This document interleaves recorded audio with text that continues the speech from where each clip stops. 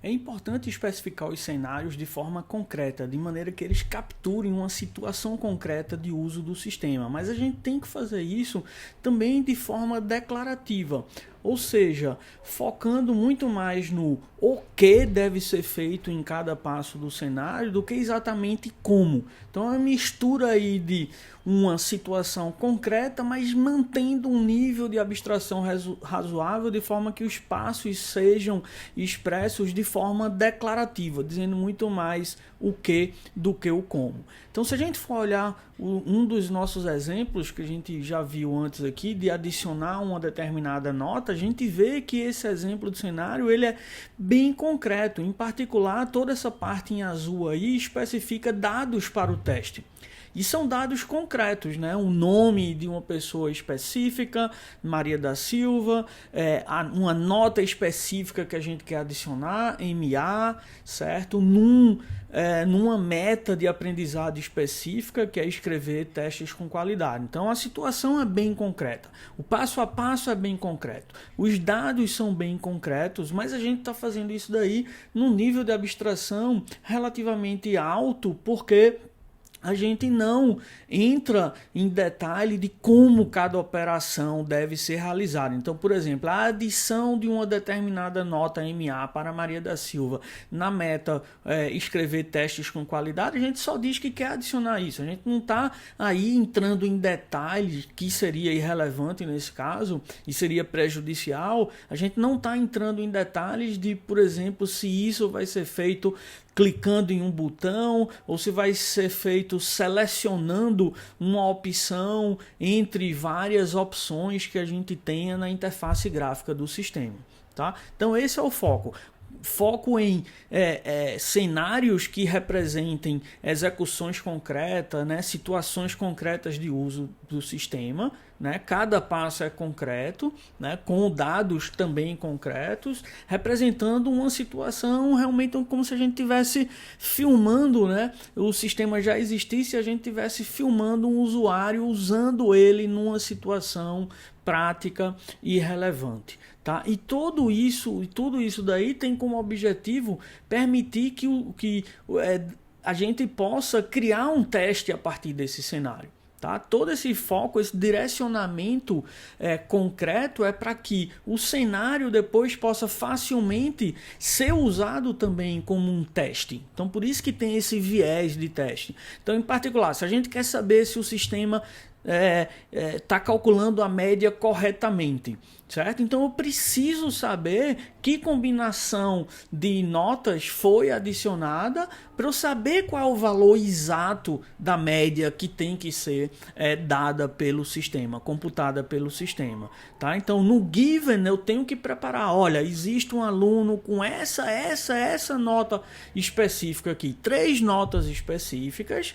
E aí, só assim, no DEN eu consigo verificar se a média é, por exemplo, 7, 7,5, um valor específico de média. Se no Given eu não dou os detalhes concretos das notas daquele aluno, fica impossível verificar no DEN se a nota respondida é correta. E eu vou precisar dessa verificação direta, automatizável, porque depois esse cenário vai ser traduzido no teste. Mas a gente tem que ter cuidado para que a gente não seja concreto e imperativo, focando muito no como, no passo a passo, em detalhes específicos da interface gráfica com o usuário. Tá? Então a gente pode ser concreto, mas manter um nível declarativo, um foco no o que, ao invés de um foco no como. Então, se a gente for olhar para esse exemplo daqui, a gente vê esse primeiro passo em azul aí, dado que eu estou logado como administrador.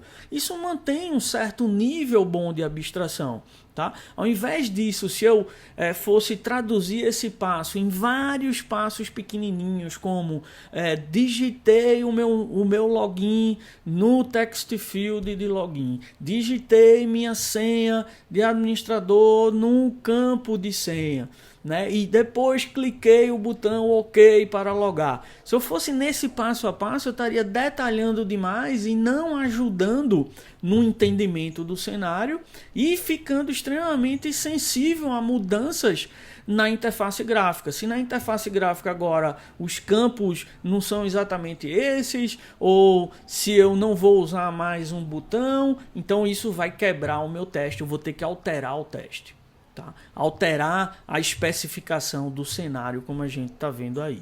Certo? A mesma coisa para o segundo passo em azul, quando eu tento criar um artigo tal. Então, se eu fosse detalhar isso daí, entrar no como, eu teria que dizer que eu tenho que ir para a página tal, tenho que solicitar a criação de um artigo, tenho que preencher o título do artigo, os autores do artigo, tenho que preencher uma série de informações sobre o artigo e depois clicar no botão cadastrar.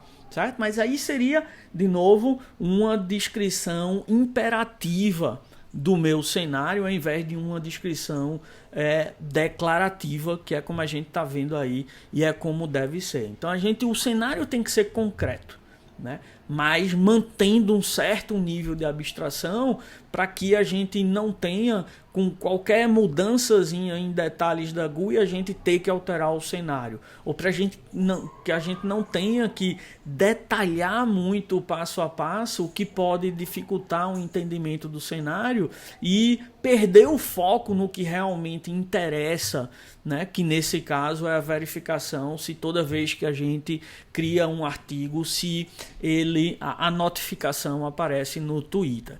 Tá? Então os cenários imperativos de baixo nível, né, que detalham muito como, que referenciam passos específicos, eles adicionam um pouco a especificação. É melhor fugir deles, né? Tornando esse exemplo aqui mais concreto, olha, se eu tivesse um cenário com esses 4 primeiros passos aí, né, dado que eu estou na página de login, dado que eu vejo o campo de login, dado que eu digito PHMB no campo de login e depois clico, certo? Ao invés de ter esse detalhamento todo, que não é essencial para o foco do meu cenário, atrapalha o entendimento. Se isso fosse um cenário realmente de captura dos requisitos relacionados a logar no sistema, esses 4 passos estariam ok. Mas na verdade a gente está querendo aí testar a funcionalidade de notificação no Twitter. Então um único passo, dado que eu estou logado como admin, já resolve a situação. Então por isso que a gente transformou esses 4 passos que a gente vê em cima para o único passo que a gente vê embaixo, seguido de um end, certo? Então 4 passos representou em 1, 4 passos imperativo, um passo ali declarativo. Os 4 passos estavam detalhando muito como eu iria realizar uma determinada operação. Um passo lá, ele resume isso muito bem. Tá? Em particular, também é importante evitar referenciar elementos concretos da GUI, como o text field nesse caso. Se isso for mudar para um outro componente, a gente vai ter que alterar o teste, gerando um custo associado a isso. Então, de uma forma geral, evitar esses cenários imperativos. A gente não precisa disso nos projetos, né? Focar nos cenários declarativos, né? Que de forma direta pode até referenciar elementos da interface gráfica do sistema, mas e eventos e navegação, mas referencia isso de forma abstrata. Então eu digo, eu forneço as informações de login, ao invés de dizer digito tal campo, digito tal informação no campo tal, digito tal informação no campo tal. Certo? Eu seleciono a opção de cadastrar novo artigo, ao invés de clico no link de cadastro de um novo artigo. Tá? Então, referencia elementos da GUI, mas de forma abstrata. Tá? Então, o foco é no comportamento geral visível da GUI do sistema, certo? Nesses cenários de interface com o usuário. Tá? Então, é tudo relacionado ao que o usuário pode observar do sistema.